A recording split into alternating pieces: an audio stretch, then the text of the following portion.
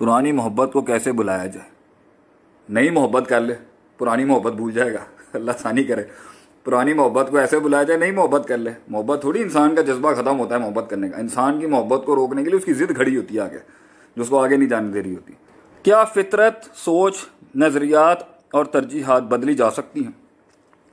किसी ने मुझसे अभी सवाल भी किया था कि फितरत इंसान की खराब हो जाती है नहीं। देखिए, मैं आपको ना बड़े सिंपल से समझाऊंगा। हालांकि हमारी इस्लामिक माइंड साइंसेस के और रूहानियत के अंदर जो टॉपिक्स हैं ना, अकल एक मुख्तलिफ चीज़ है, फितरत एक अलहदा चीज़ है, आदत एक अलहदा डिफरेंट चीज़ है, इल्हाम एक अलहदा चीज़ है, फलहमहा फजूरहा व तकवाहा। फिर इंसान का जो ना वो जो उसका कल्ब है वो एक अलहदा चीज़ है, कुव्वत इरादा एक अलहदा चीज़ है, कुव्वत इस्तदलाल एक अलहदा चीज़ है। ये बड़ी मुख्तलिफ साइंसेज हैं, बड़े मुख्तलिफ एलिमेंट्स हैं इंसान की नफ्सियात के अंदर, साइकोलॉजी के अंदर, जो भी ये सारा हिसाब किताब होता है।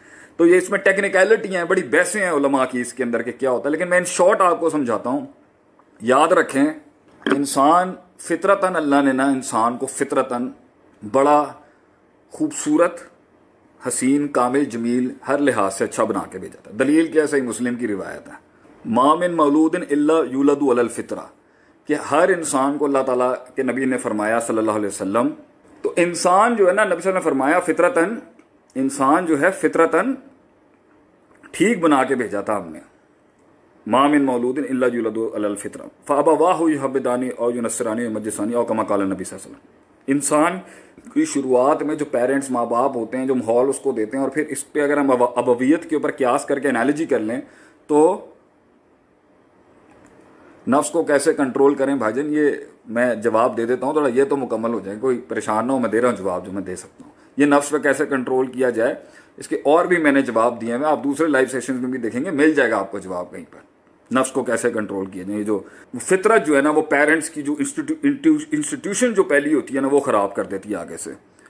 तो अब क्या होता है कि उसको जो है ना, वो जो उसके उसूल थे ना, जिस पर अल्लाह ने उसको पैदा किया था, अल्लाह कुरान में कहता है वल्लाहु अखरजकुम मिन बुतूनी उम्महातिकुम ला तअलमूना शैया, हमने माँ के पेटों से बच्चे निकाले थे, इल्म शिल्म नहीं था उनके पास कोई। ला तअलमूना शैया, शैया नकरा है, कॉमन नाउन है, नफी के सियाक में अमूम पर नस होता है। ये अरबी लुगत कवायद लुगा अरबी और फ़िक़्ह के कवायद के जो हम लुगत से इस्तदलाल के अंदर जो हमारा जो तरीक़ेकार है उसमें, when a common noun is backed up by a particle of नफी the context inside will be taken as very generic, it can not be specified in any way और दी अदर। अल्लाह कहता है हमने माओ के पेट से बच्चे निकाले, ला तालमूना शैया, उसके अंदर इल्म नाम की चीज़ नहीं थी। वजाल लकुम समा वल अब्सारा वल अफिदा, आँख कान दिल दिए, लअल्लकुम तशकुरून, ताकि वो समझे, सोचे, उसके बाद शुक्र अदा करे, और एक रिफ्लेक्शन हो उसके अंदर प्रोडक्टिविटी की, अमल के साथ, एक्शंस के साथ। तो फितरतन इंसान गंदा नहीं होता।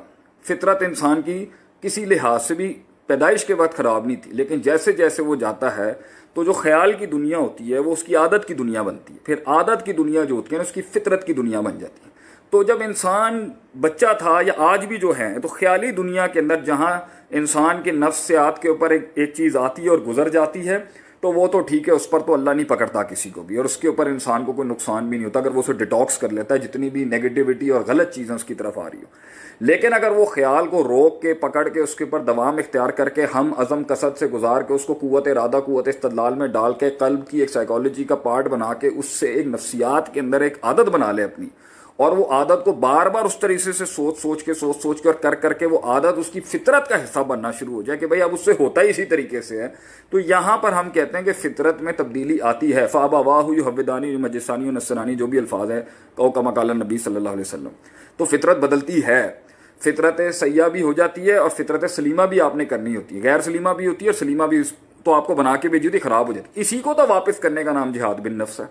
अपनी असली फितरत पे आने का नाम ही तो जिहाद बिन नफ्स है, कि अपने आप से लड़के वहां लेके आना कि फितरत, नेचर, डिजाइन जिस पर अल्लाह ने इंसान को पैदा किया था वो कैसे वापस। अब इसके अंदर जी हजार मुंह बैठे हुए कि जी वो फितरत इंसान की असल क्या है।